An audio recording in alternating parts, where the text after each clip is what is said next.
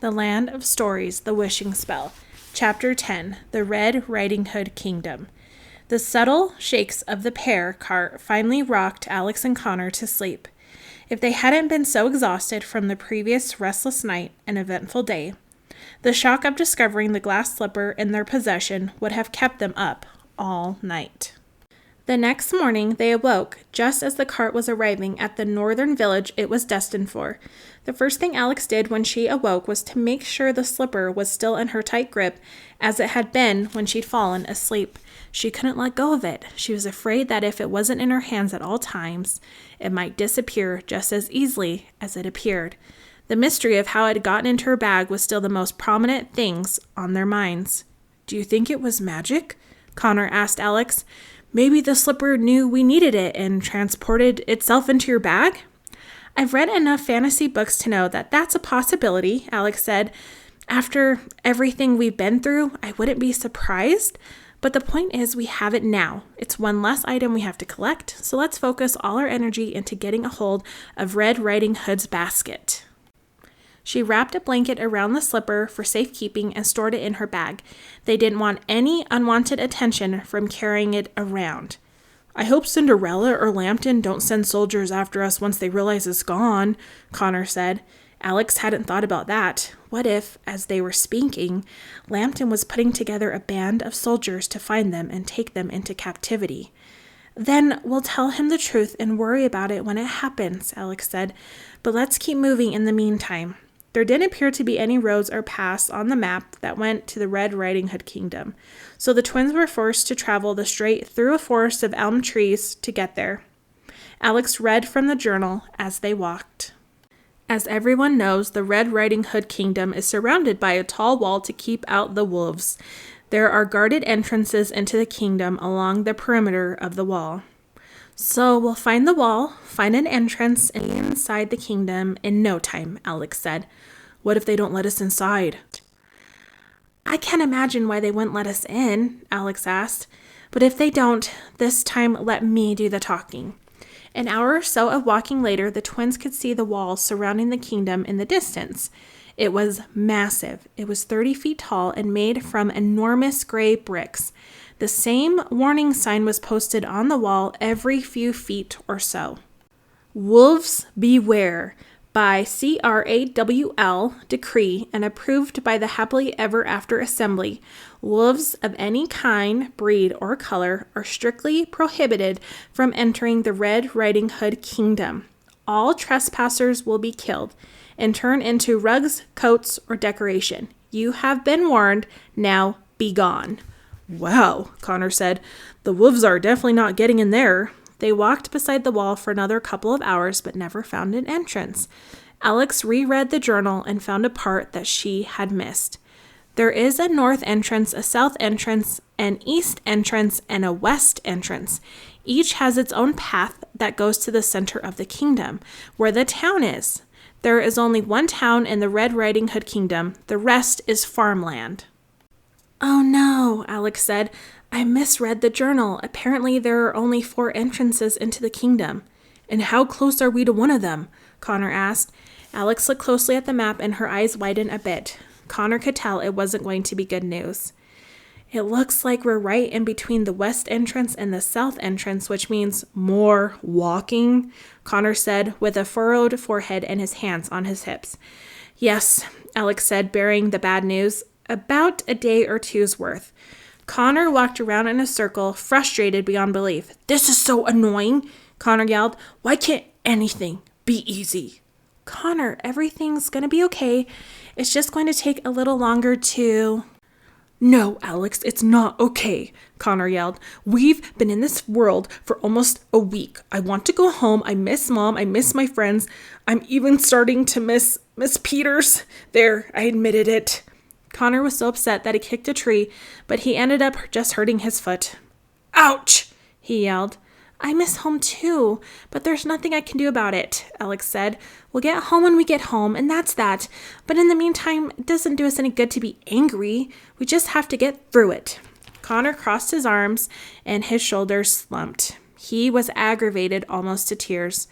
Alex assumed they were closer to the southern entrance and led the way towards it. Connor verbalized his frustrations the entire way. I miss pavement and sidewalks, Connor ranted. I miss our crappy rental house. I miss our neighborhood. I miss that dog down the street that barks constantly through the night. I miss homework. I miss getting detention for not doing homework. Let it out, Connor, Alex said. You'll feel better. I hate this place, Connor continued. I hate the dirt paths. I hate the man-eating witches. I hate the mutant-sized wolves. I hate sleeping outside. I hate bridge trolls. I hate all the trees. Wait, that's it, the trees. Connor searched their surroundings and ran ahead to a big tree next to the kingdom's wall. What are you doing? Alex asked. I'm getting inside the kingdom. I'm going to climb this tree and hop over the wall, Connor yelled back at her. He started climbing it at a very quick and determined pace. It's a 30-foot drop on the other side at least, Alex shouted at him. Come on, Alex, Connor said and gestured for her to follow him. I'm not climbing that tree, she said. You climb up Rapunzel's tower, but a tree is out of the question? He asked mockingly. And I shouldn't have done that. I agree, she said, but was ignored. Connor was almost at the top of the tree. Alex ran over to the tree and climbed a little ways after him. Connor, please come down from there. I'd rather travel slowly and safely than quickly and dangerously, she said. Connor stood up on the tallest branch of the tree. The top of the wall was just a few feet away. I'm gonna jump to the wall and see if I can spot a way down, Connor said.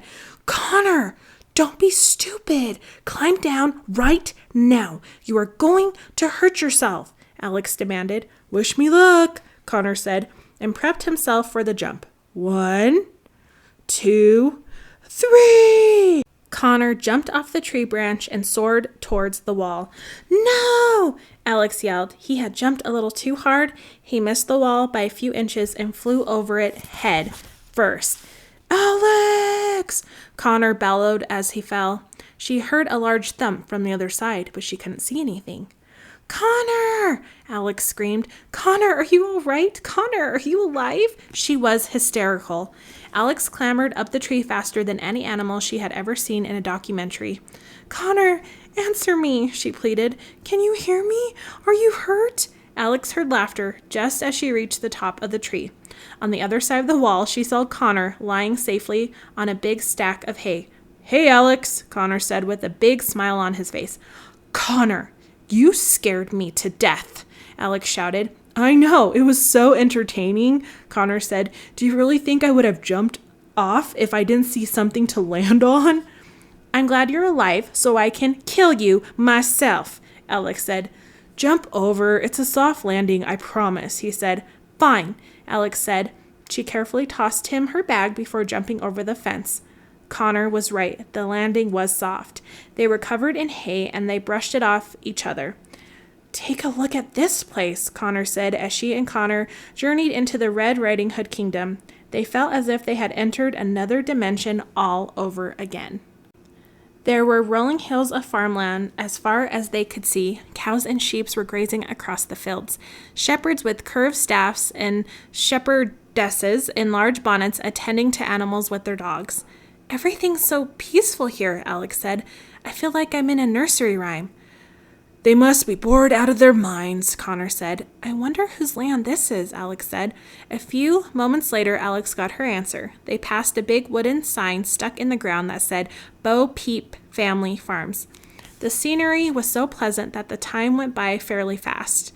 After they've traveled a while longer, the peaked and pointed rooftops of the town came into view. They couldn't see much while looking at it from the outskirts, but once they were in the center of it, the town came to life. How adorable! Alex squealed at the first sight of the town. It was so dainty and picturesque that they felt like they were in a theme park. It was filled with tiny cottage homes and shops made of bricks or stone walls and hay roofs.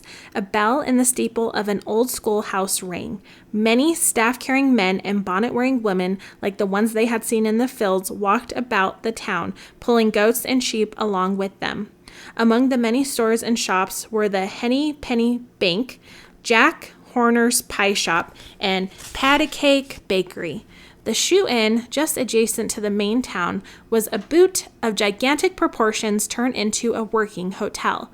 In the very center of the town was a grassy park that hosted several memorials and monuments. Alex was doing mental backflips at the sight of each of them. A small brick wall that stood by itself had a golden plaque on it that said, "Sir Humpty Dumpty's wall, you were a good egg and shall be missed by more than just the king's horses and men. Rest in pieces." Just past Humpty Dumpty's wall was a small hill with a well on top of it. A sign pointing to the hill said, "Jack and Jill Hill." In the middle of the park was a circular fountain. A statue of a young shepherd boy stood in the center of it, and water poured from the mouths of the sheep that were under him. The carved dedication of the fountain read, "In memory of the boy who cried woof. You were a liar, but you were loved." The twins were so enthralled by everything that they were getting strange looks from the villagers and townspeople. "This place reminds me of that miniature golf course in town," Alex said.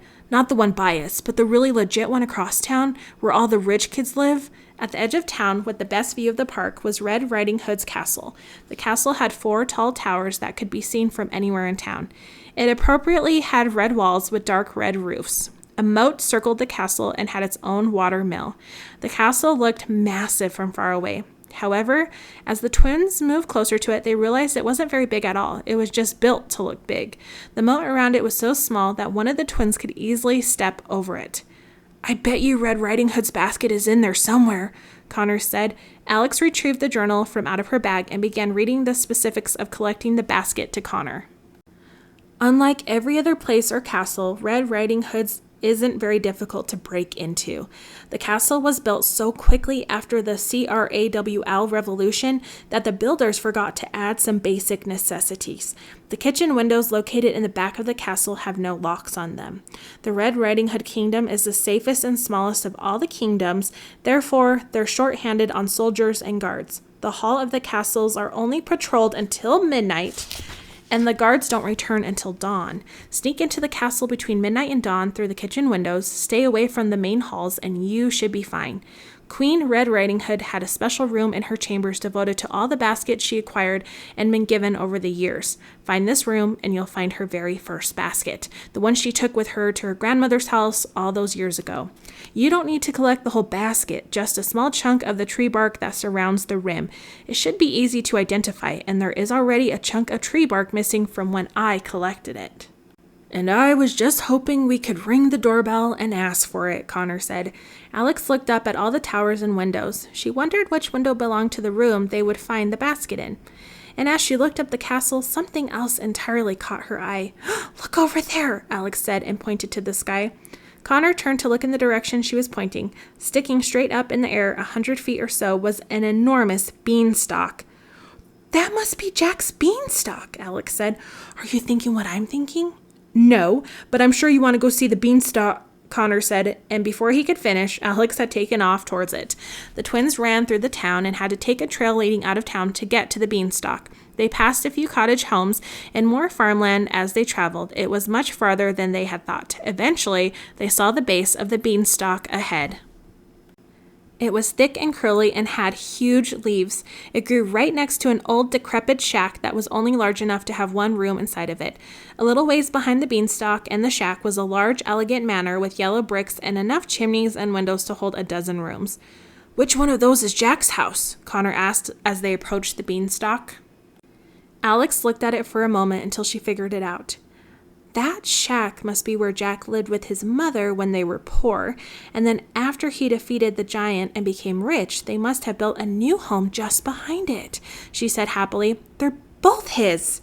Connor shrugged. He had no reason to doubt her guess. "Look how tall it is," Alex said. Once they had reached the base of the beanstalk, it would take a lot of bravery to climb that. Just then they heard a door slam, and a man came out of the manor. He was young and tall with short hair and broad shoulders. He was very good looking, but he wore a subdued expression. He carried an axe and a log. "Look, Alex," Connor whispered. "Do you think that's Jack?" "I don't know," she whispered back. "Let's ask him." The man set the log on a chopping block in front of the yard and began chopping the log into smaller pieces. "Hi there," Alex said, being extra friendly. "Hello," said the man, never looking up from chopping.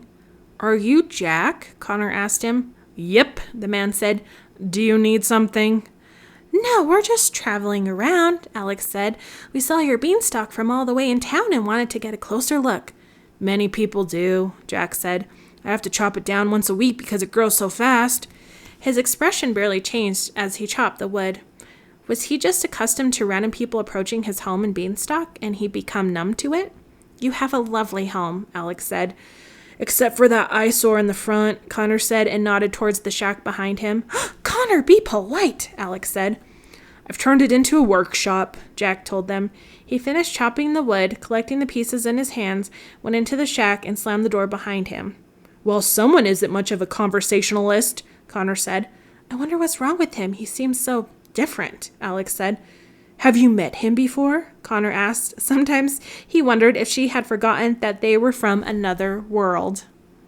"No, I just meant from the way he's always been described," Alex said. "He was so energetic and adventurous. I wonder what's troubling him." "Maybe he doesn't like people coming up to his house," said Connor. "If I were him, I'd get really annoyed too." Connor had another sarcastic comment to add, but he was distracted by a high-pitched sound coming from inside the manor. "Do you hear that?" Connor asked Alex. "It sounds like singing." They both turned to face the manor as a set of window shutters were pushed open. The twins wouldn't have believed it if they hadn't been so close, but standing behind the open window was a golden woman. She happily sang a soprano ballad as loudly as she could. A set of strings played along with her, but the twins couldn't see where the music was coming from. "Oh, the day's here, and so am I, to wistfully dream of birds that fly. If I had legs, I'd see the world and travel away. But I'm only a harp, and this window is where I shall stay."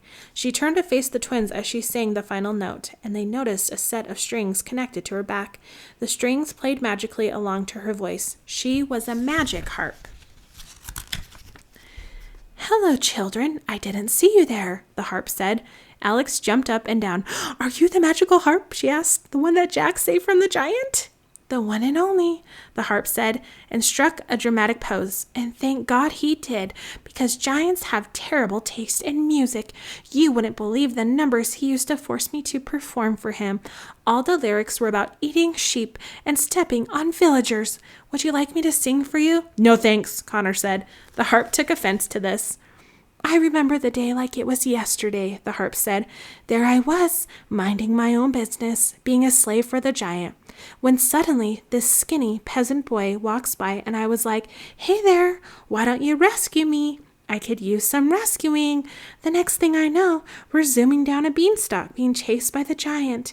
Jack chopped down the beanstalk, and the giant fell to his death, splat, right on Bo Peep Farms. It was quite a day." "How terrifying," Alex said. "It was the most excitement I had in 100 years. Everything worked out just wonderfully, though. Jack and his mother became rich. I wasn't a slave anymore, and the Bo Peep family said the giant was the best fertilizer their farms had ever used." "That's so wrong," Connor said to himself.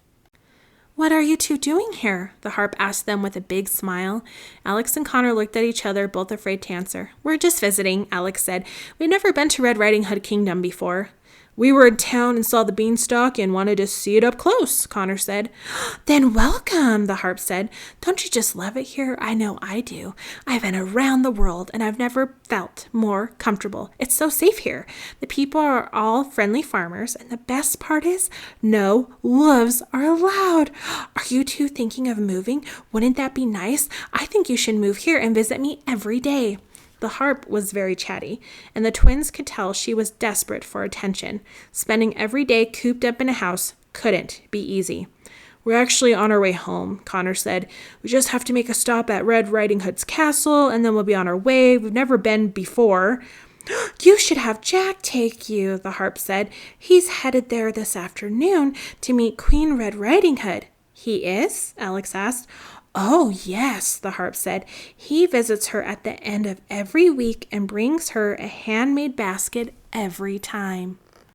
The harp looked side to side to make sure no one else was listening, but there was no one in sight. "Now, you didn't hear this from me," the harp said, excitedly, with gossip in her eyes. "Queen Red Riding Hood calls him to the castle every week and proposes to him. Poor thing has been in love with him since they were kids." "Really?" Alex asked. Does that mean they're getting married? Oh, heavens no, the harp said. Jack can't stand her. He turns her down every time. Why would he do that? Doesn't he want to be king? Connor asked. His heart belongs to someone else, the harp said, sadly, and the strings on her back played a sad chord. Who does he love? Alex asked. Let me guess, Connor said. Little Miss Muffet? Of course not, the harp said. Miss Muffet married George Porgy, but as everyone knows, he has had countless affairs, but that's another story. Back to Jack, Alex said. Oh, right. Well, I'm not sure who he's in love with. I've never seen her, the harp said.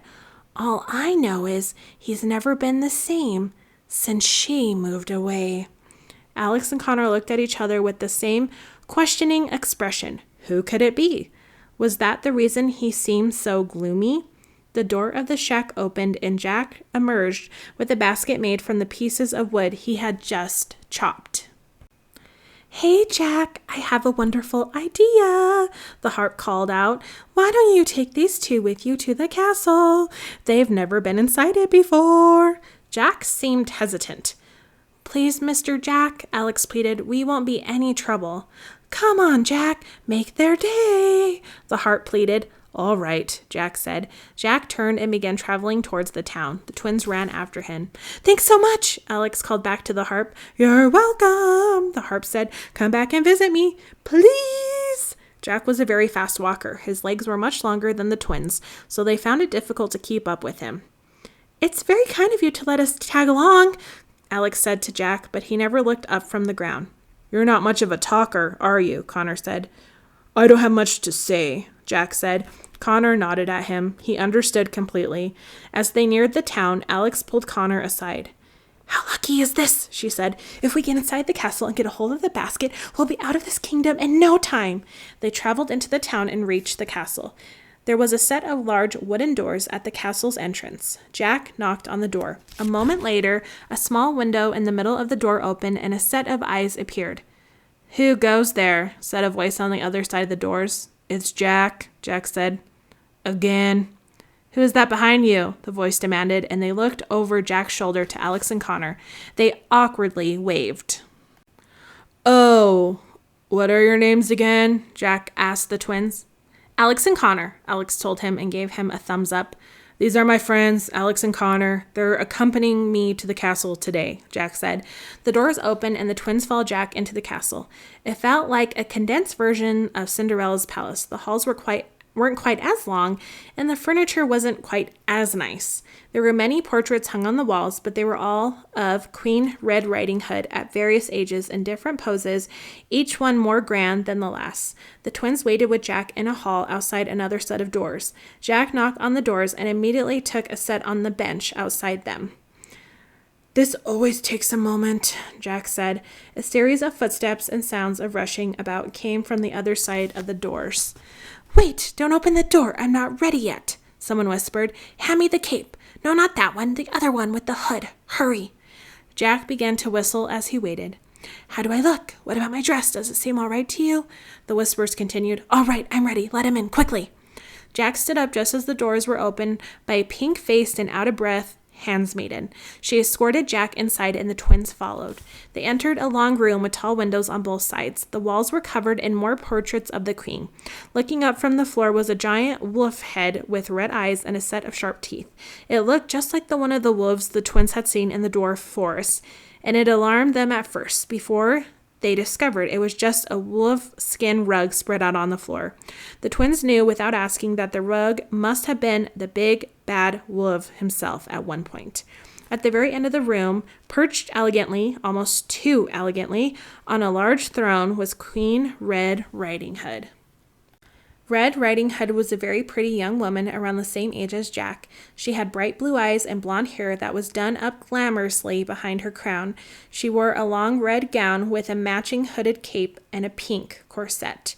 She wore a necklace with a massive diamond. Her shoulders were completely bare, and she wore a pair of long gloves with a dozen sparkly rings on her fingers.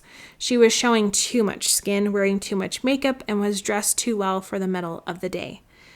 Hello, Red, Jack said. What a surprise! I wasn't expecting you, she said. Uh-huh, Jack said.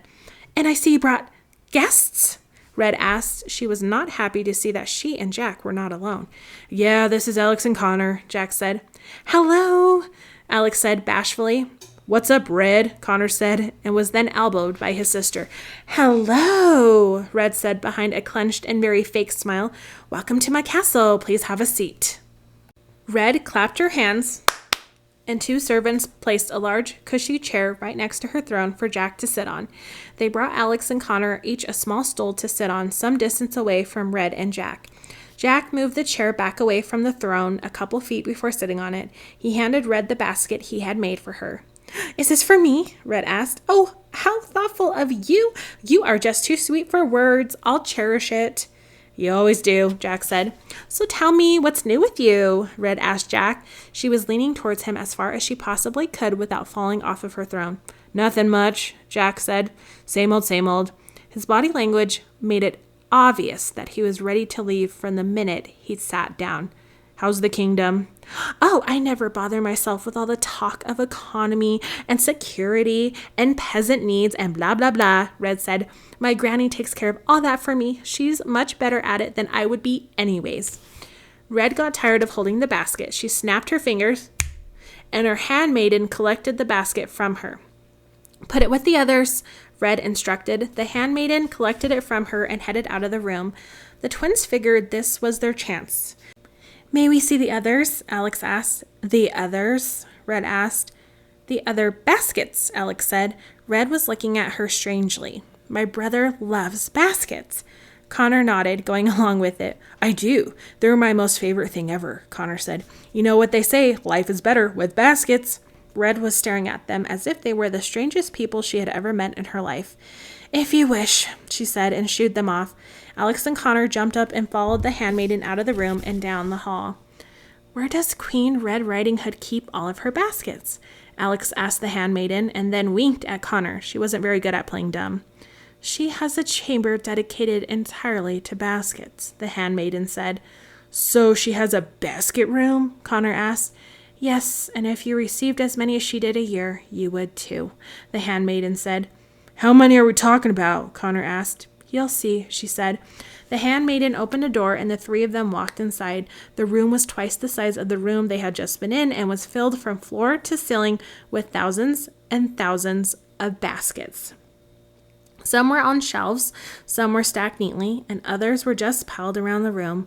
The handmaiden tossed the basket from Jack's into a pile on one side of the room. The queen gets them for birthdays, holidays, and any special occasion, the handmaiden said. Some are from villagers, some from friends. Others are from the monarchs of neighboring kingdoms. Alex and Connor stared around the room with their mouths open. How would they ever find the basket they were looking for in all of this? Do you mind if we have a look around? Alex managed to say through her shock. I suppose, the handmaiden said. She looked at the twins curiously and then left them inside the basket room. The twins could barely breathe. They both felt as if a dumbbell had suddenly been tied to their chest. I have never felt so overwhelmed in my life, Connor declared. This is like trying to do the whole summer break packet of homework the day before school starts again, but 1,000 times worse. How are we going to look through all of these? It's not that bad. Alex tried convincing him, but she didn't even convince herself. We just need to start. You take one side and I'll take the other. Let's do this. They split and rapidly began looking through the piles and piles of baskets for the one with the bark rim. They knew they didn't have much time and grew more anxious after each second. They had no idea there could be so many shapes and sizes and designs for baskets. Like snowflakes, each one was different from the next. Alex was paranoid that she had missed it. Connor kept getting splinters and kept shouting, "Ah!" every time it happened. They had been there for almost an hour and still hadn't covered even a fourth of the room. They were making a huge mess. The room was twice as disorganized now as it had been when they'd entered it. Even Alex wasn't hesitating, throwing around baskets that she had already examined. This is impossible, Connor yelled, kicking a pile of baskets. Just as he kicked the pile, the door swung open and the handmaiden returned. Alex and Connor froze. She was appalled by the chaos they had caused. I don't know what on earth you're doing, but I think it's time for you two to leave, she said. The handmaiden escorted them back to the throne room. This time she watched them like a hawk as they sat on their stools. Queen Red Riding Hood was literally hanging off her throne and grabbing hold of Jack's chair as she talked to him. The twins had never seen Jack look so bored and lifeless. Neither of them had noticed the twins' return. "You know, Jack," Red said, circling his forearm with her finger, "the Red Riding Hood kingdom isn't much of a kingdom without a king. Perhaps you should change the name to Red Riding Hood Queendom," Jack said. Red laughed much harder than she should have. "You're so funny, but that's not what I meant. What I'm trying to tell you, Jack, is that I've never been more ready to get married. If someone asked me for my hand in marriage today, I would say yes. Do you know anyone who might be interested in marrying me and being king? Anyone?" A white dove suddenly flew by one of the windows outside and sat on the window ledge. As soon as Jack saw it, his entire face lit up. His eyes grew wide and he smiled. For once, he looked happy. He turned to Red. Clearly, she wasn't used to seeing him like this either. The twins could practically see her heart beating out of her chest as excitement filled her body. Was he going to propose? Was this the moment she had been waiting for so long? "Red," Jack said. "Yes, Jack," Red said. "I have to go," Jack said, jumping up and heading out of the throne room. Red almost fell off of her throne. "Go?" she said. "Go where?" "Home," Jack called out, not even looking back at her. "I'll see you next week." Red crossed her arms and pouted. He was the only thing preventing her from having everything. The twins felt it was the best to leave with Jack, so they followed him out of the castle. "It was wonderful meeting you, Alex Connor," Jack said and shook their hands. "Likewise," Alex said. "Thanks again for taking us to the castle." "My pleasure. I hope to run into you someday soon," Jack said, and then headed in the direction of his home with a new bounce in his step. It was very strange. Jack was now acting like the person Alex had always thought he would be. "What is that guy's deal? How does someone go from a zombie to a camp counselor in a matter of seconds?" Connor asked. "I don't know," Alex said, looking after him as he walked away. "He's a very odd man." "Looks like we'll be sneaking into the castle after all," Connor said and slumped to a seated position on the ground. "At least we know what to expect tonight, and we already went through a good portion of the baskets," Alex said. "We just have to wait until midnight." "And in the meantime, I could really use a nap," Connor said. The twins traveled up the street and booked a room at the shoe-in. Their room had a perfect view of Red Riding Hood's castle. It was somewhere near the shoe's tongue because a set of laces crossed through one of their walls. The room also had a working bathtub, and they took turns using it, since they hadn't been able to take a bath in a long time. "That was the best bath I think I'll ever have," Connor said. They both decided to rest for a little bit, and as soon as their bodies touched the bed, they both fell into a deep sleep. They slept for a few hours and woke up shortly before midnight. "What's our game plan for tonight?" Connor said. "It'll be the first time we'll ever be breaking and entering anywhere, so I'm extra anxious." "Let's take account of everything we have now," Alex said, and dumped all the contents of their bags onto the bed. "We have 2 blankets, a bag of gold coins, a dagger, lock of Rapunzel's hair, a glass slipper, a map, a journal, and a satchel of food," Alex listed. "We could use the dagger to cut a chunk of wood out of the basket, but it's going to be dark. We need some light." "Let's take these lanterns," Connor said, and gathered lanterns that were on the bedsides. "Great," Alex said. "We should plan on leaving the kingdom right after, just in case we run into some trouble. We'll head to the east entrance of the kingdom, and that'll bring us close to the border of the fairy kingdom." Connor lowered his head. "I was so looking forward to coming back to this bed." At 1:45 Alex and Connor gathered all their things, lit their lanterns, and left the shoe-in. They walked across town to the castle. It was so quiet at night, not even farm animals were up this late. They hid behind Humpty Dumpty's wall and watched through the castle windows as guards patrolled the halls. "Just a few more minutes and they'll leave," Alex said. A few minutes later, they saw fewer and fewer guards walk past the windows. "Are they gone?" Connor asked. "They must be," Alex said. "Let's go." They ran around the back of the castle and saw a large kitchen through a set of windows. They hopped across the moat, they knew they'd be able to, and pulled at the window. Like the journal had said, it didn't have a lock, and it opened easily. Alex crawled into the kitchen first. She was as quiet as possible, the only sound she made from the intense beats of her heart. Connor climbed in after and knocked over a stack of pots and pans. Alex was mortified.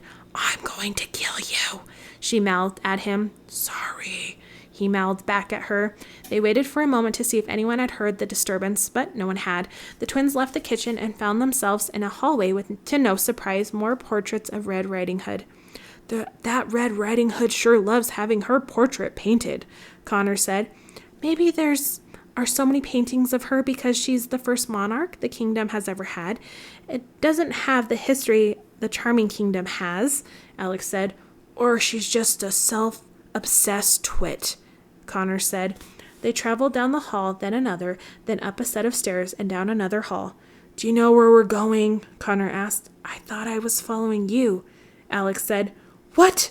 Since when do you follow me?" Connor said. A shadow was creeping towards them from down the hall.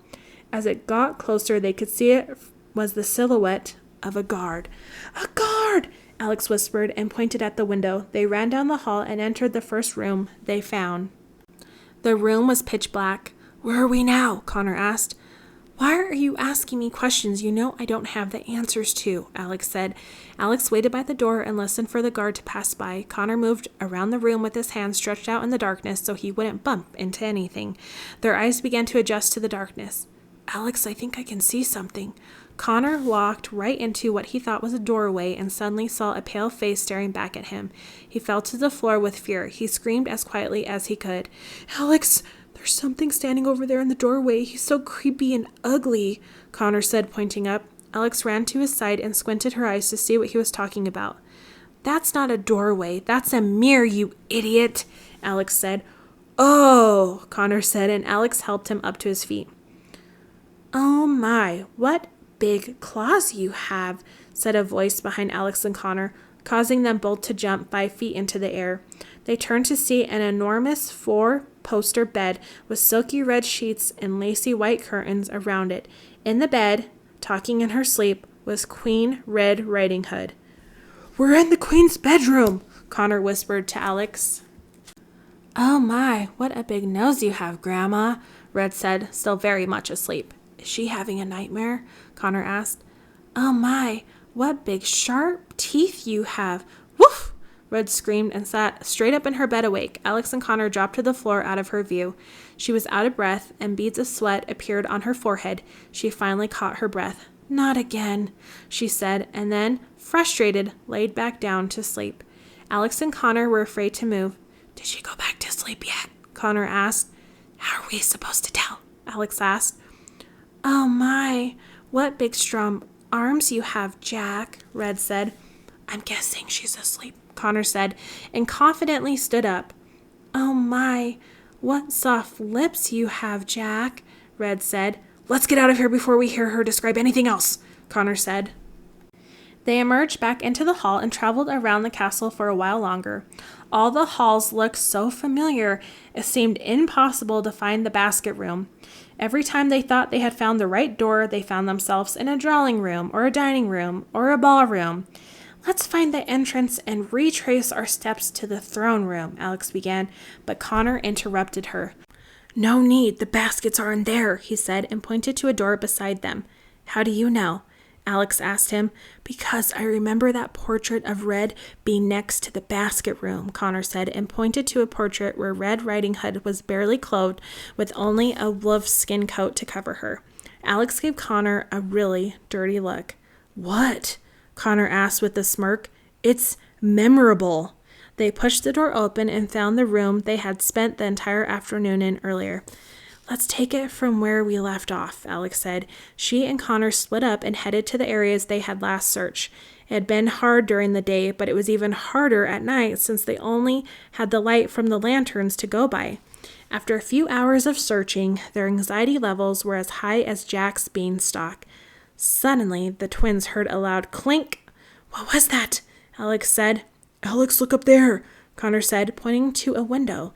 On the window ledge was a shiny X-shaped object. "What is that?" Alex asked. "It's a grappling hook," Connor said. "It jerks slightly in a consistent pattern. I think someone's climbing up. Hide!" They left their lanterns on the ground and dove behind a pile of baskets. A moment later, a figure appeared on the window ledge. It took out a sharp knife and cut out a large circle in the window and then quietly crawled into the room. It was a woman who the twins had never seen before. Her clothing was made out of plant leaves sewn together, and her hair was a shade of red so dark it almost seemed purple. The woman scanned the room and looked cautiously at the two lanterns. Did she know the twins were in there? Like an animal, the woman began sniffing around the room. She searched through the baskets as she sniffed, discarding some by tossing them behind her.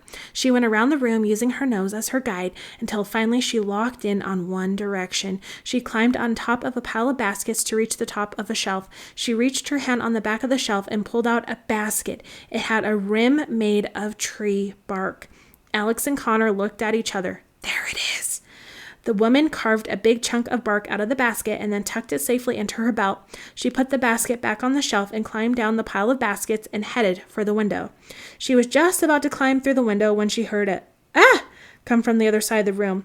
Connor had given himself another splinter from hiding behind the baskets. Connor, Alex mouthed. Sorry, he mouthed back. The woman walked towards where they were hiding. She squinted in their direction for a moment. Alex and Connor were both too frightened to even breathe. They knew she knew they were there. What was she going to do to them? The woman looked to the ground at one of their lanterns, and a coy smile appeared on her face. She kicked it into a pile of baskets and disappeared through the window and back down the rope connected to the grappling hook. That was a close one, Connor said. Good thing she didn't find us, or we'd be in some... Connor, look! Alex said. The pile of baskets the woman had kicked the lantern into was on fire. Oh boy, Connor said. We've got to get out of here. Not until I get a piece of that basket, Alex said. She reached into her bag and pulled out the dagger. She ran up the pile of baskets to the top of the shelf, just as she'd seen the woman do. She wasn't as tall as the woman, so she had to reach farther to get it. Alex, hurry, Connor said. The fire was growing and spreading around the room to the different piles and stacks of baskets. He tried blowing the fire out, but it didn't work. There were large flames, not birthday candles. Alex had to climb up onto the shelf to reach the basket, but she finally wrapped her finger around it. Gotcha! Alex said, pulling it out. The bark around the rim had two chunks missing, one from whoever had written the journal and the other from whoever the woman was. Alex sank her dagger into the basket and began cutting out a piece of it. Alex, unless you want to leave this place extra crispy, I suggest you hurry, Connor yelled. Half of the room was ablaze. It was becoming unbearably hot inside the room. Dark smoke was filling the air, making it hard to breathe. I got it, Alex said and made her way down to Connor. The flames had covered the door they'd entered from. How do we get out of here? Alex yelled. The sound of running footsteps came from the hall outside the door. Through the flames, the twins could see the faces of several alarmed guards. Fire! Fire in the castle! A guard yelled. Get the queen to safety! Get some water! Another guard pointed directly at the twins. You two! Stay where you are! Not likely! Connor yelled. He picked up a particularly heavy basket and threw it at the window, causing it to shatter. He grabbed his sister's hand and pulled her towards it. They breathed in the fresh air from outside. Look! The water mill is right below us, Connor said, and started climbing out of the window and down towards it. He helped his sister out of the window, and they climbed down the water mill together. Halfway down, flames burst through all the windows in the basket room. The entire room was an inferno. The water mill began to turn from the twins' weight, and they fell straight into the moat, which wouldn't have been such a rough landing if the moat had been deeper than 3 feet. The twins clambered out of the moat and began running as fast as they could away from the castle. No guards or soldiers were chasing them. They all must have been inside the castle trying to put out the fire. Alex and Connor ran out of the town and were on their way towards the eastern gate of the Red Riding Hood Kingdom in a matter of minutes. They only looked back once and saw that almost half of the castle was now on fire. A thick trail of smoke filled the sky. Was that the 4th or 5th time we've narrowly escaped death this week? Connor asked. Who was that woman? Alex asked. And why was she looking for the basket too? Thank God she found it. Otherwise we might never have, Connor said. The most worrisome thought came to Alex's mind. Connor, you don't think someone else is collecting items for the wishing spell, do you? He had to think about it, but she could see it was just as troubling for him to consider as it was for her. I doubt it, Connor said. Think about all the trouble the man who wrote the journal went through to learn about it. I'd be shocked if someone else knew anything about it. Alex nodded. They both knew it was very unlikely, but the possibility still lingered in their heads. A few hours later, the twins could see the eastern gate of the Red Riding Hood Kingdom was all in the distance. The guards must have extinguished the fire in the castle because there was no more smoke filling the air. The night sky was at its darkness just before dawn. As they reached the gate, they could see something moving near it. Spooked from the events earlier, Alex and Connor dove behind a bush and watched from afar. It was a man pacing near the gate. He was tall and seemed young. There was something oddly familiar about him. "Is that Jack?"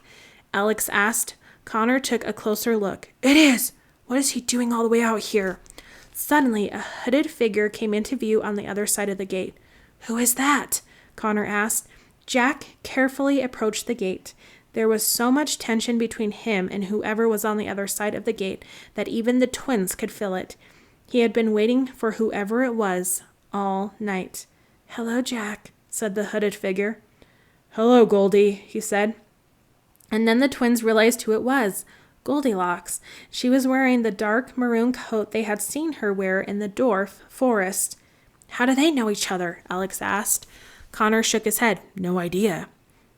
"I saw your dove," Jack said. "I knew you must have sent it."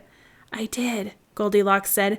"I knew you would recognize it. Doves are hard to train these days." The twins could tell from the way they were standing that Goldilocks and Jack had much to say to each other, but they said very little. Instead, they just stared into each other's eyes with their bodies pressed against the bars between them. "I hate these bars between us," Jack said. "It's either the bars of this gate or the bars of a prison cell, I'm afraid," Goldilocks said. "I worry about you constantly," Jack said. "I'm a big girl. I can take care of myself," Goldilocks said. "I wish you would let me come with you," Jack said. "You know I'd pack my things and leave right now if you'd let me."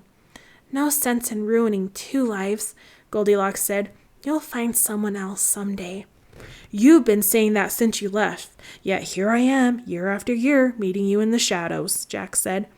"She's the one he's in love with," Alex said, putting the pieces together. "She's the reason Jack won't marry Red Riding Hood. She's the girl the harp was telling us about." "Oh," Connor said, "this is like a soap opera." Jack placed his hands over Goldilocks' hands. "I swear if I ever find the person who wrote you that letter, I'll kill them," Jack said. "They're the reason for this whole mess." "What is done, and it can never be undone," Goldilocks said. She and Jack were touching foreheads through the bars. "One day, I'll clear your name," Jack said. "I promise, and then we can be together." "Clear my name?" Goldilocks said and backed away from him. "I'm a fugitive, Jack. I run. I even kill when I have to. No one can clear my name of that. That's who I am. It's what I've become." "It didn't start off as your fault, and you know it," Jack said. Goldilocks grew silent. "I love you," Jack said. "And I know you love me. You don't have to say it back. I just know." "I'm a criminal, and you're a hero," Goldilocks said with teary eyes. "A flame may love a snowflake, but they can never be together without each harming the other." "Then let me melt," Jack said. He reached through the gate and pulled Goldilocks close to him, and they kissed. It was passionate, pure, and long overdue. Alex became misty-eyed. Connor scrunched up his face as if he'd smelled something foul. "Good thing those bars are between them," Connor said. "Shut up, Connor," Alex said. Goldilocks pushed herself away from Jack. "I have to go," she said. "I have to be as far away from this place as I can get by sunrise." "Let me come with you," Jack begged. "No," Goldilocks said. "When will I see you next? A week? A month? A year?" he asked. Porridge walked up behind Goldilocks. She leaped up onto the horse's back and took hold of the reins. "Just wait for the dove," she said, and rode off into the night on her cream-colored horse. Jack watched her until she wasn't visible anymore. Suddenly, all the life in his body faded away, and he once again became the sad man the twins had met earlier. He sadly turned away from the gate and slowly headed home. "I guess not every fairy tale character gets a happily ever after," Alex said. Alex and Connor ran up to the gate. It was locked, so they climbed over it, finally making their way out of the Red Riding Hood Kingdom just as the sun started to rise. That is the end of Chapter 10. Please like and subscribe for Chapter 11, the Troll and Goblin Territory.